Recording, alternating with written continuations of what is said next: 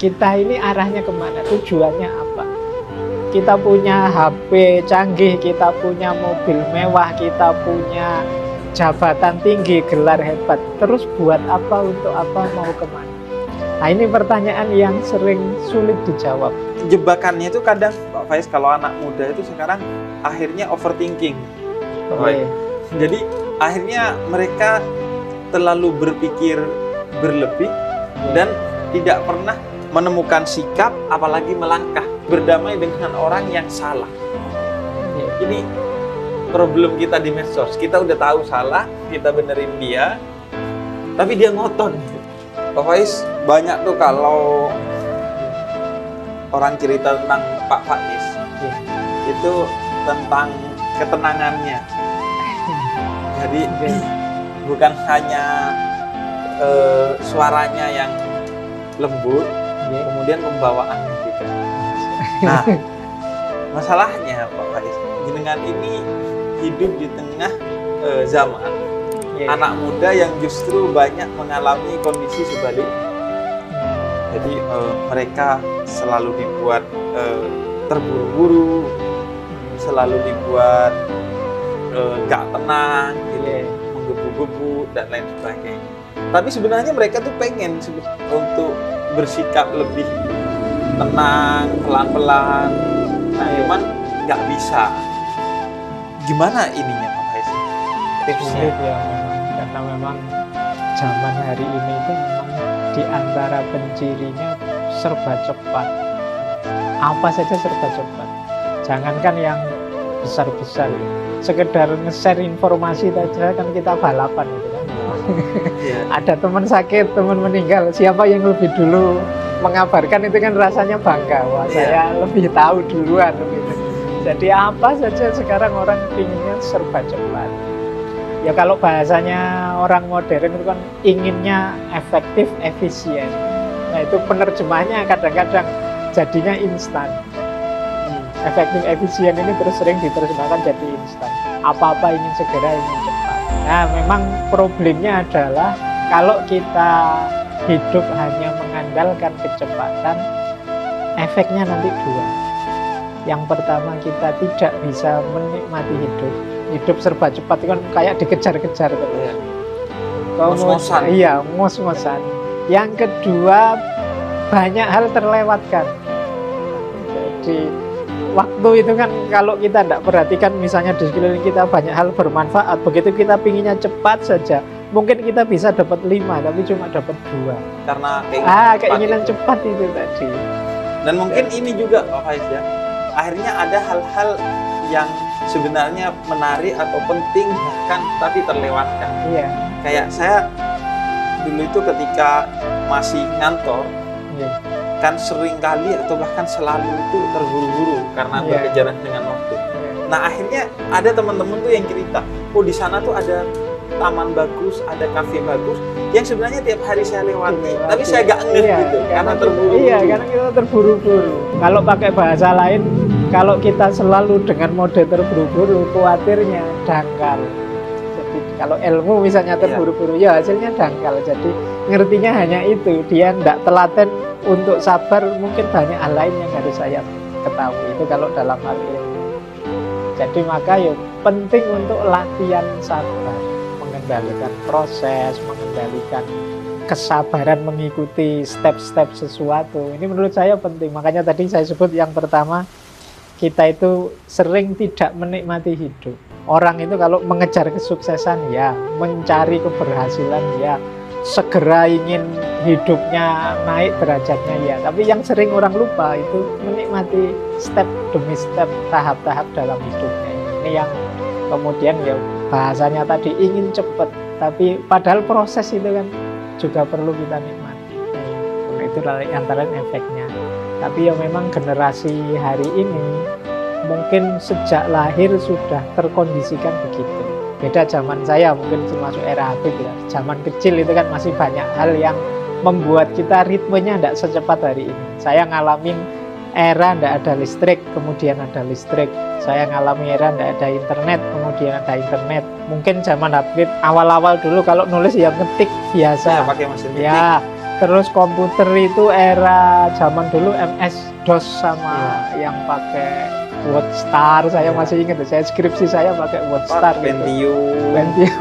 Pentium dari yang paling awal sampai jadi yang kalau ngeprint itu satu halaman bisa 1 menit sendiri, krik, iya kan? Iya. Nah, itu kita mengalami yang ritmenya agak lambat. Tapi sekarang kan sekali ngeprint bisa 1 menit sekian puluh halaman, sudah cepat. Jadi memang modenya hari ini itu mode yang serba cepat. Maka penting memang kalau bahasanya filsafat itu ada momen-momen kita menarik diri sebentar. Termasuk yang muda-muda.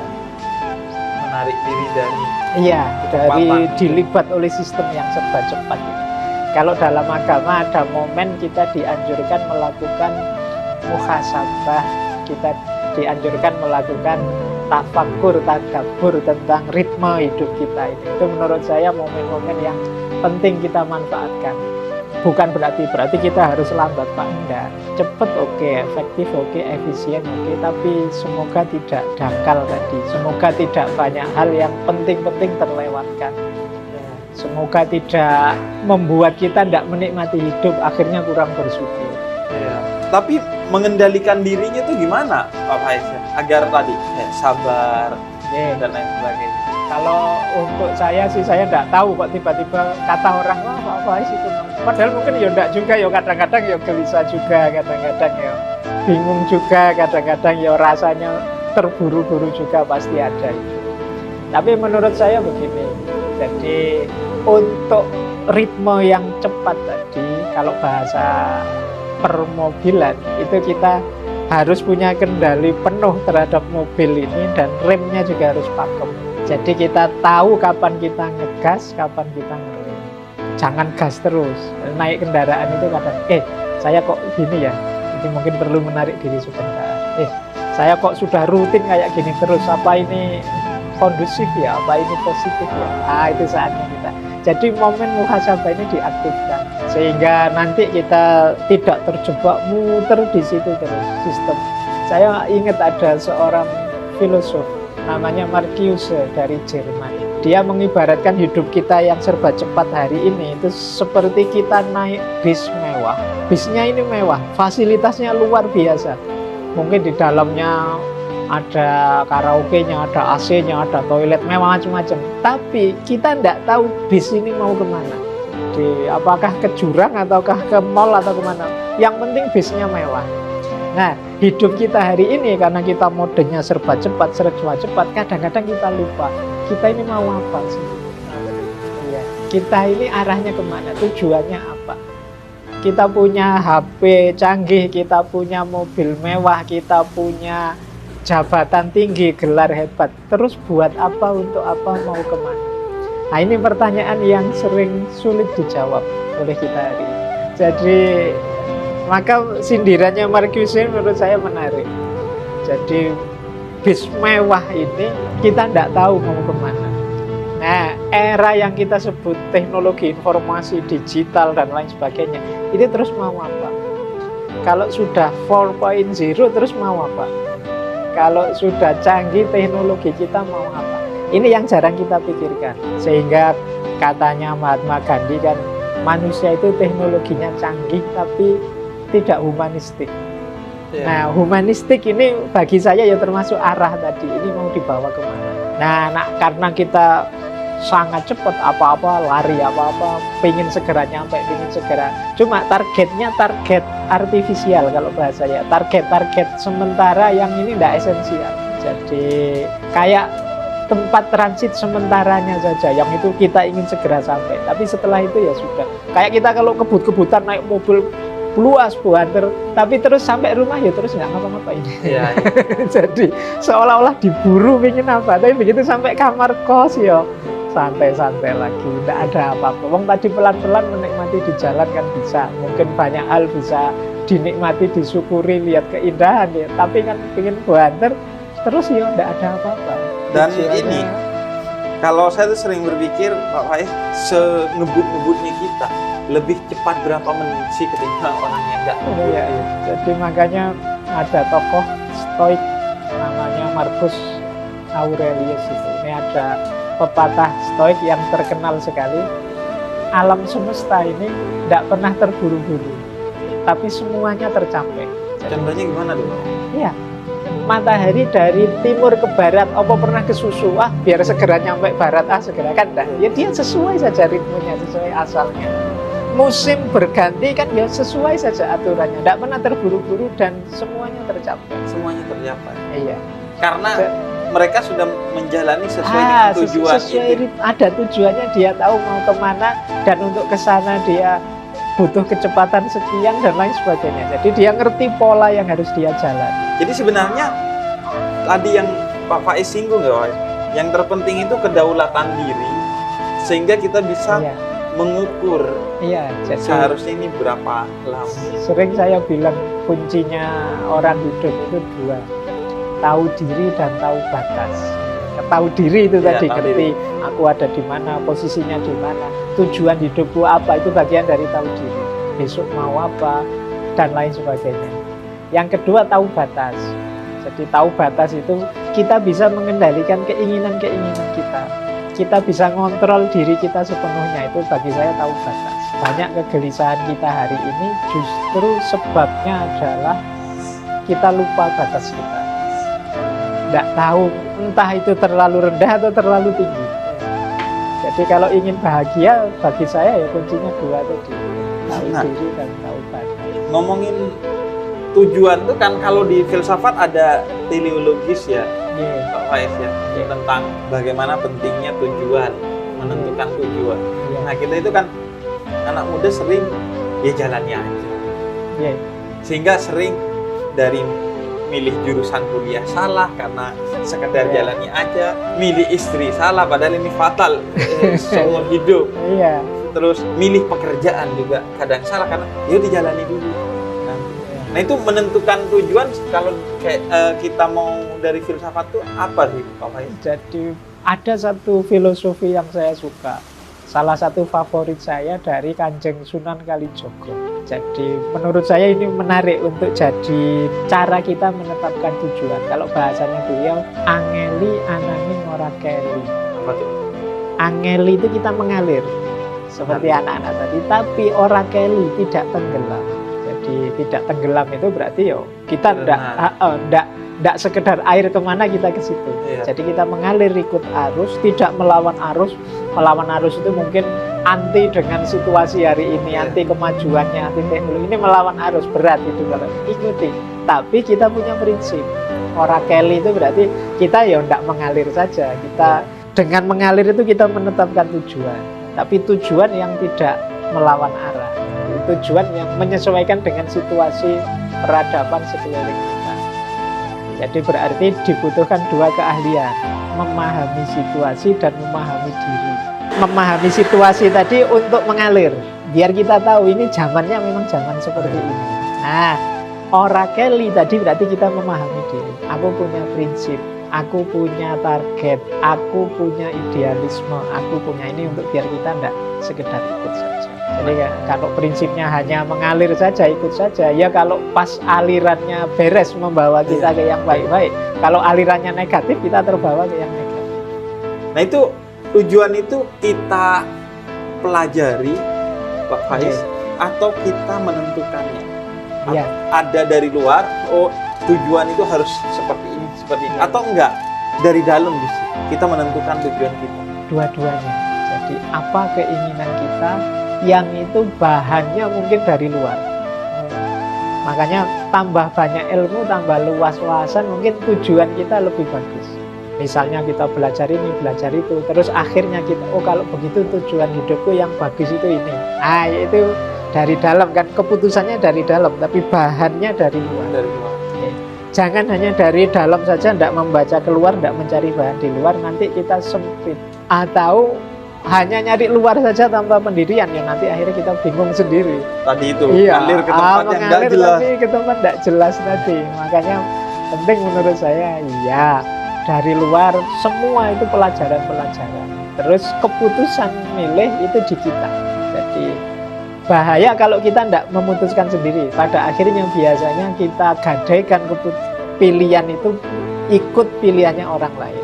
orang lain begitu berarti saya baik begitu. Wah, itu bahayanya kadang-kadang tidak cocok dengan kita. Biasanya melahirkan kegelisahan, kerumitan itu karena ternyata yang kita target itu tidak nyambung dengan situasi kita. Bahaya juga kalau kita tidak mau yang luar sama sekali, yang tadi. Itu nanti kita sempit seolah-olah hebat padahal enggak. Seolah-olah canggih padahal banyak yang lebih bagus dari itu. Iya. Nah, itu yang disebut angeli anani morakeli. Jadi mengalir tapi tidak hanyut, tidak tenggelam. Tapi tetap berdaulat. Jadi kita itu orang yang otentik tapi tidak egois. Jadi diri kita sendiri tapi yang tidak menang-menangan, tidak merasa diri sudah paling baik. Kita tetap mau belajar, mau dapat masukan. Kalau ininya Pak Faiz, tapi tahu batas itu Pak Faiz, itu kan sesuatu yang sulit banget Pak Faiz. Kadang kita tuh begitu sadar, oh kayaknya batasnya segini, terus ada aja alibi-alibi entah dari dalam diri atau luar dari omongan orang yang bikin kita akhirnya oh enggak, masih oke lah. Jadi memang tahu batas itu nanti banyak berhubungan dengan kesadaran diri. Jadi kita baca diri kita, kita terima apa adanya, kita sadari potensi kita, terus kita optimalkan.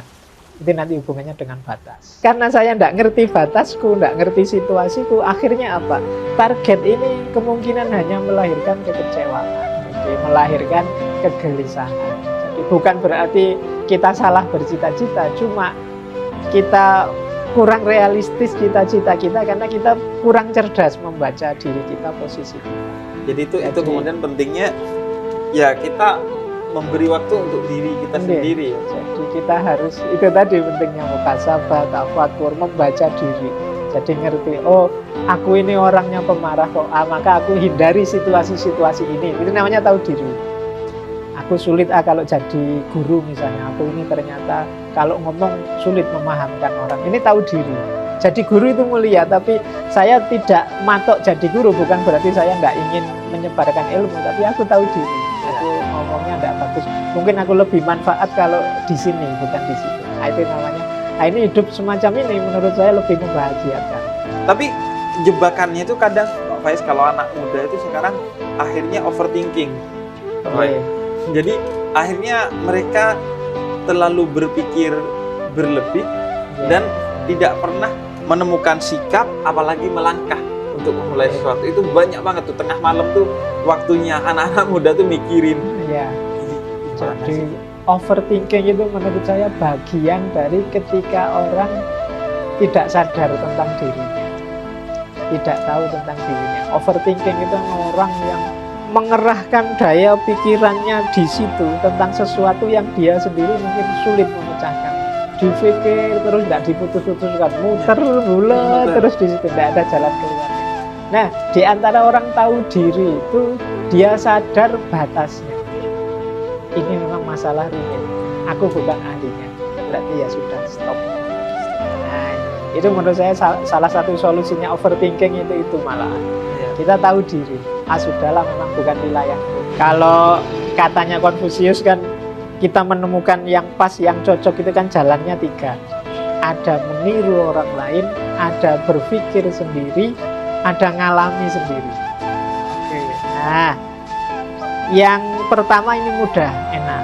Yang kedua ini berat, kayak mikir tadi, overthinking tadi. Yang ketiga ini pahit, kata Konfusius. Ngalami tabrakan dulu baru belajar, oh berarti saya nggak boleh. Iya, berarti saya itu kan harus hati-hati. Ya, jadi yang pengalaman ini baik. Nah, yang kedua yang berpikir sendiri, refleksi sendiri, ini berat. Memang tidak semua orang bisa. Kalau kita tidak sadar kapasitas kita, akhirnya overthinking, gelisah terus tentang dirinya. Ada jalan paling mudah, meniru. Jadi orang-orang yang mungkin menurut kita baik, kita idolakan. Ya disebut mudah juga, tidak terlalu juga, karena kadang-kadang kita salah idola juga bisa meleset. Tapi ini maksudnya tidak mengerahkan daya berat seperti kita overthinking tadi, berpikir kok ya guruku yang ini kok nyaman ya, enak, saya tiru saja lebih enak. Nah, ini lebih ringan. Kita tinggal mengambil yang insya Allah kalau kita asal tidak salah pilih juga ya insya Allah pas sekarang. Nah, ini yang disebut mudah. Jadi kalau saya memahami diri itu ya seperti itu juga tadi. Kita sulit, Pak, saya batasnya di mana, anunya di mana. Boleh kalau bahasa akademiknya nyari benchmark. Saya kalau jadi kayak orang itu mungkin bisa kok. Nah, ini mudah. Kalau saya meniru beliau yang hanya seperti itu misalnya, hanya dalam tanda petik ya, mungkin saya mampu kok. Kalau sekedar jujur tawaduk saya bisa kok. Tapi kalau yang hafal Quran itu saya tidak mampu. Nah, itu loh. Jadi meniru lebih mudah ini. Tapi kalau berpikir sendiri kadang-kadang yang memang perlu kapasitas tertentu. Berat, tapi bagus kalau bisa. Kalau bahasanya anak muda tuh ATM, amati, tiru, tapi yang modifikasi agak bedanya. Sesuai kita. Jadi ada yang ditiru itu lebih mudah memang. Cuma ya kuncinya memang awas salah pilih yang ditiru. Karena begitu salah idola ya nanti kayak tadi akan melahirkan masalah baru. Itu berarti balik lagi ke batas kita dalam ngefans ke orang ya, Pak Faiz ya? Iya, nanti ada hubungannya dengan itu juga. Wong kita itu kan sebenarnya makhluk yang sangat terbatas. Kalau apa saja kita pikirkan sendiri, sebenarnya kita tidak akan bisa hidup. Kopi ini saja, kalau saya sambil mikir, ini jadi cappuccino kayak gini, bahannya apa ya, terus gambarnya bisa kayak gitu, caranya gimana ya. Itu mungkin ya kita gelisah sendiri, ada masalah, nambah problem. Jadi kita harus ngerti kapan direm Anda. Ayo, memang saya tidak ahli kopi. Jadi jadi sudahlah, yang ini nggak usah dipikir. Oh, yang itu nggak usah lah. Ini penting menurut saya untuk anak-anak hari ini yang sering terdistraksi oleh isu-isu medsos, isu-isu yang apa saja nyampe ke kita terus kita pikirkan. Dan kita berusaha untuk komentari. Apa saja terus kita komentari. Itu yang menurut saya mungkin akan jadi masalah dalam hidup kita. Itu bagian dari overthinking tadi. Harusnya kalau kita tidak mikir tidak apa-apa kok. Wong ya siapa kita misalnya. Tapi kita memaksa diri untuk komentar, untuk ikut mikir. Akhirnya sebenarnya yang kena dampak efeknya malah kita sendiri. Kita jadi gelisah, kita jadi tiba-tiba punya masalah baru, bahkan kadang-kadang punya musuh yang baru karena beda perspektif. Nah, itu karena kemampuan rem tadi yang kurang pakem. Jadi ada kalanya kita begitu ada isu, oh ini bukan wilayah saya, ya sudah. Ada kalanya gitu saja. Mungkin banyak hal dulu lebih baik begitu. Kalau saya bilangnya kalau kita sering overthinking, jangan-jangan kita ini bakat untuk sekolah filsafat. Karena filsafat itu kan mikirin sesuatu yang menurut orang berlebihan. Ngapain kamu mikirin hal-hal begitu? Bisa begitu juga. Atau juga sebenarnya tidak filosofis. Enggak filosofis. Iya, karena filsafat itu cinta kebijaksanaan. Kebijaksanaan itu orang yang ngerti kapan maju, kapan mundur, itu bijaksana. Kapan harus berhenti, kapan harus lanjut. Sehingga ya nggak akan overthinking. Iya, nggak akan overthinking. Jadi makanya kalau ada orang, wah filosof itu ngeyelan, nggak bisa kalah kalau debat. Kalau ada orang sangat ngeyelan, bagi saya malah bukan filosof. Iya. Justru dia dia nggak tahu titik kebenaran di mana yang saya harus berhenti. Oh ini sudah. Jadi kalau orang ngeyel itu kan salah benar, dia ingin menang. Nah, kalau orang tipenya ini bagi saya malah bukan filosof. Justru filosof itu orang yang mau, oh iya engkau lebih benar. Itu bagi saya filosof. Dia mau berkomitmen pada kebenaran, bukan pada ego.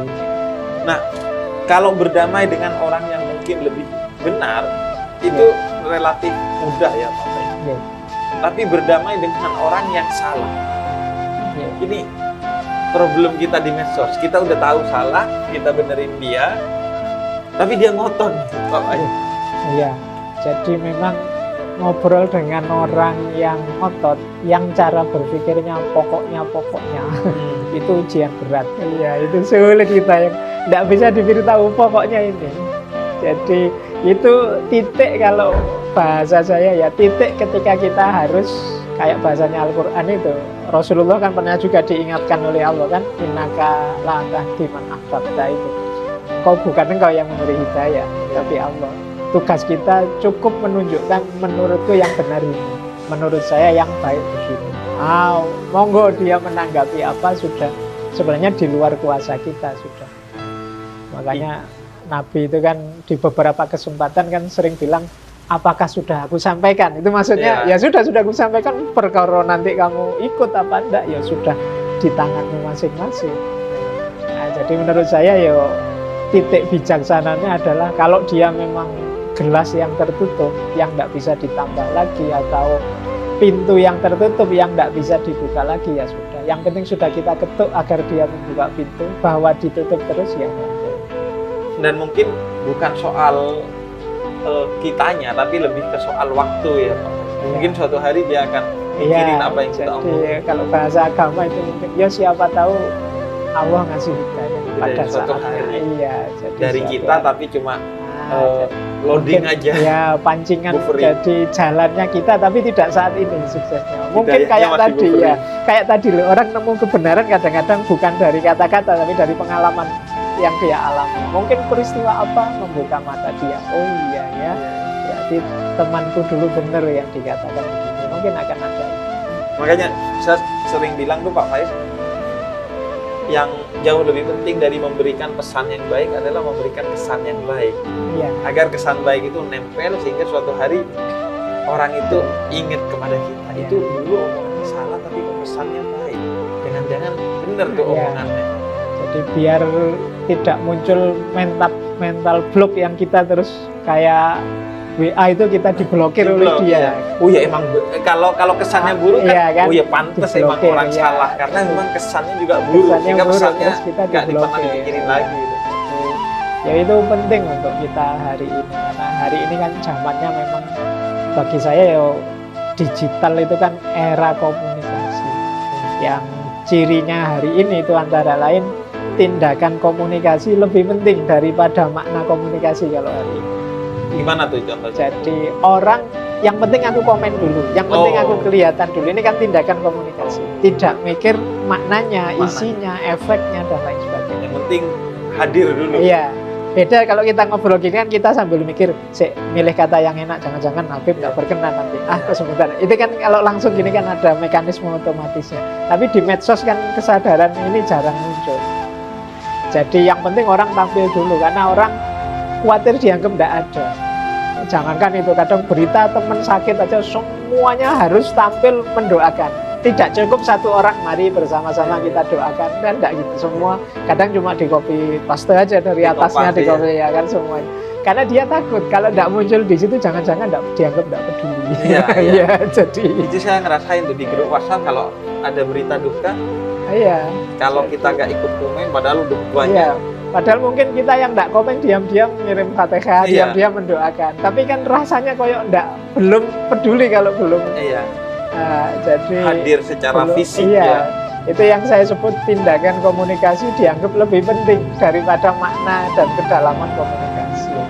Jadi ya itu makanya pentingnya kita mengatur segalanya termasuk memberitahu yang baik-baik, termasuk perilaku yang untuk dicontoh tidak sekedar isi yang kita omongkan. Itu nanti jadi memberi tuntunan tidak sekedar memaksa. Situasi-situasi penting kita karena generasi era ini menurut saya generasi yang tidak bisa hidup tanpa jaringan, tidak bisa hidup tanpa medsos, tidak bisa hidup tanpa HP dan lain sebagainya. Mungkin beda dengan kita.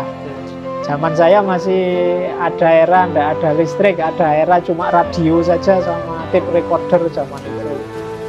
Jadi seandainya tidak ada listrik pun saya bisa membayangkan masih bisa seneng kok dengan melakukan ini itu. Tapi generasi hari ini mungkin tidak bisa sudah. Dan akhirnya jadi aneh aja melihatnya Pak Faiz ya. Okay. Karena teknologi itu kan dibikin untuk memudahkan kita iya. dalam berkomunikasi.